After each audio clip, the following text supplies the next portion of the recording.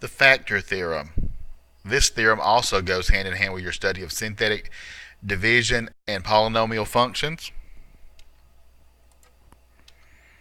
The factor theorem says for any polynomial f of x, x minus k is a factor of the polynomial if and only if f of k is equal to 0. Or in other words, when we do synthetic division, we should get a remainder of 0. If you do not get a remainder of 0, that means that x minus k is not a factor of the polynomial. Divide and determine if the divisor is a factor of the polynomial. So if we use synthetic division, x minus 3 is my divisor. So I'm going to use positive 3 as my divisor in the synthetic division. The coefficients in descending order, you have negative 1x cubed. I have 7x squared, negative 14x, and then 6. Make sure you put your terms in descending order. They were out of order in that numerator, so you had to put them in descending order first. Okay, so bring down the first term. Negative 1 times 3 is negative 3. Add that column. 4 times 3 is 12.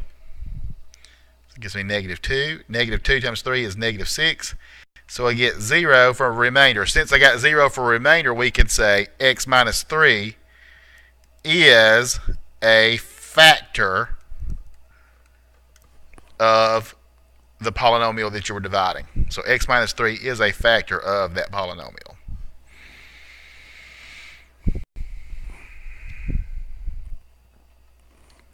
Same situation. Divide and determine if the divisor is a factor of the polynomial. So this time I'm going to use negative 1 as my divisor. My coefficients in descending order, 2x to the fourth, 1x to the third, 3x squared, 2x, and then minus 1. So we're going to bring down the first term as is. 2 times negative 1 is negative 2. If I add that column, I get negative 1. Negative 1 times negative 1 is 1. 4 times negative 1 is negative 4. Negative 2 times negative 1 is 2. So I get a remainder of 1. Since my remainder is 1, that means that that is not a factor.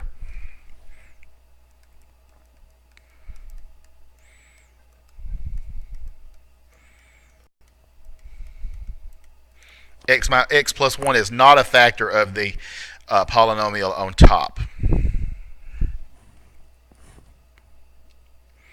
Try one more.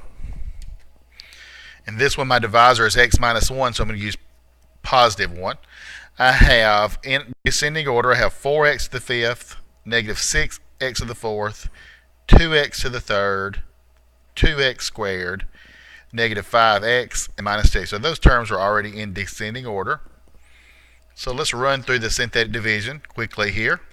Bring down the first term. 4 times 1 is 4. So that gives me negative 2.